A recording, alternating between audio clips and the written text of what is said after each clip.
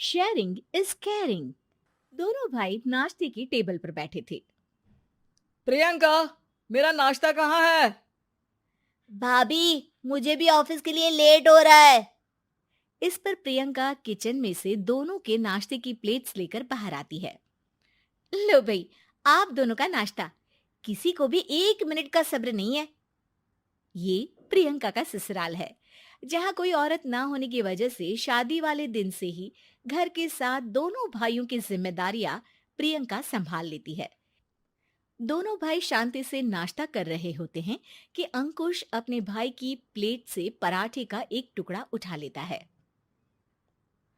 आपको पता है ना, मैं खाना शेयर नहीं करता, फिर भी मेरी प्लेट में से खाना जरूरी है क्या? अरे हद हो गई है, मुझे नहीं खाना अब। अंकुर गुस्से में नाश्ता छोड़कर टेबल से उठ खड़ा होता है। अरे, ये कैसा बिहेवियर है अंकुर? एक टुकड़ा ही तो है। एक हो या आधा, मुझे भूख लगी है तो ये सिर्फ मेरा ही है। उसे भी किसी के साथ शेयर करने बैठा तो भूखा नहीं रह जाऊंगा। अरे बाबा ठीक है, अब इस पर भी लड़ाई। दूसरा बना देती हूँ, पर प्लीज ऐसे खाना बीच में छोड़कर मत जाओ। इससे अन्न का अपमान होता है। ओ प्लीज भाभी, ऐसी कोई चीज होती ही नहीं है। आपके पास पैसे हैं, खरीदो और खाओ। अगर नहीं खाया जाए तो फेंक दो। अरे दुनिया में सब यही करते हैं। अंकुर बैग उठाकर ऑफिस के लिए चला जाता है, जिसके पीछे उसका बड़ा भाई मायूस सा घर में खड़ा रह जाता है। जिसने बचपन से सोने की चम्मच में खाया हो, उसे दुनिया के बारे में क्या पता होगा। वैसे गलती तो हमारी ही है। अगर कभी बचपन में ही सही गलत का फर्क सिखाया होता तो आज ये हाल नहीं होते। आप फिक्र क्यों करते हैं जी? भगवान है, वो जो भी करता है सबकी भलाई के लिए ही करता है। और जब वो चाहेंगे तो अपनी तरह से अंकुर भैया को भी सब कुछ सिखा देंगे। पत्नी की बात पर विश्वास कर अंकुश भी ऑफिस चला जाता है। सुबह से दोपहर होती है और अंकुर लंच करने ऑफिस के पास वाले रेस्टोरेंट में पहुंचता है, जहां वो एक साथ बहुत सारा खाना ऑर्डर कर देता है। सर, क्या कोई आपको ज्वाइन करने वाला है? नहीं तो क्यों? अब कुछ नहीं सर, ऐसे ही। वेटर चला जाता है और कुछ देर में अंकुर का ऑर्डर लेकर वापस आता है, जिस पर अंकुर सब डिशेस में से थोड़ा थोड़ा खाकर बाकी ऐसे ही छोड़कर बिल देकर चला जाता है। वाह भगवान, तेरी माया। कहीं कोई एक एक टुकड़े के लिए तरसता रहता है और ये 5 लोगों का खाना ऑर्डर करके एक का भी पूरा नहीं खाते। पैसे वालों की माया। वेटर टेबल साफ कर बचा हुआ सारा खाना लेकर रेस्टोरेंट के पीछे घूम रहे बच्चों के पास पहुंच जाता है, जिसे देख बच्चों के चेहरे खिल उठते हैं। वाह, आज इतना सारा खाना आया। थैंक यू भैया। भगवान आपको खाने की फैक्ट्री बना दे। अगर ये फैक्ट्री मेरी होती तो तुम लोगों को कभी किसी का झूठा बचा हुआ खाना नहीं खाना पड़ता। चलो तुम लोग खाओ, पर ध्यान रखो किसी को पता ना चले, नहीं तो मेरी नौकरी चली जाएगी। इसी के साथ दिन बीतता है और रात को दोनों भाई एक साथ घर पहुंचते हैं।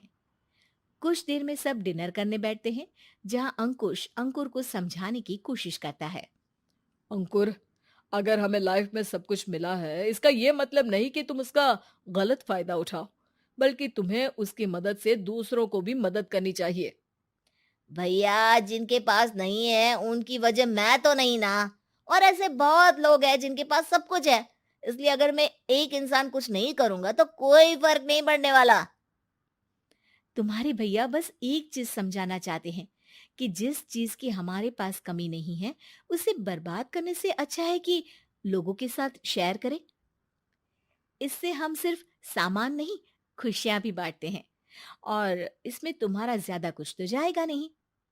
भैया भाभी की बात सुन अंकुर कुछ बोले बिना उठकर चला जाता है।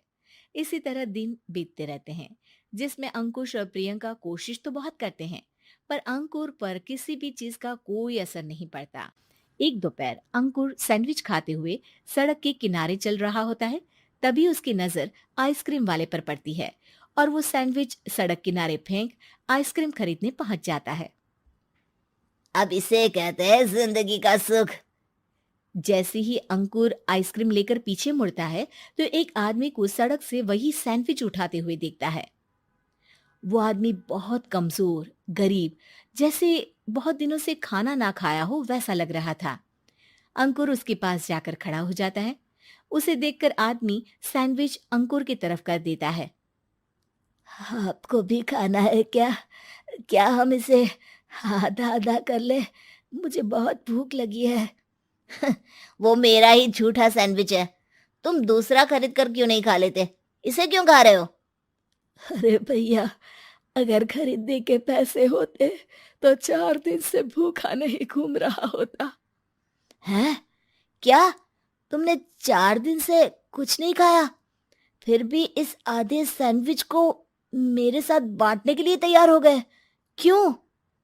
अरे भैया, पैसा नहीं है तो क्या हुआ, इंसानियत आज भी उतनी महंगी नहीं हुई, और ना ही उस पर अमीर गरीब का टैग लगा है जो हम उसे रख ना सके।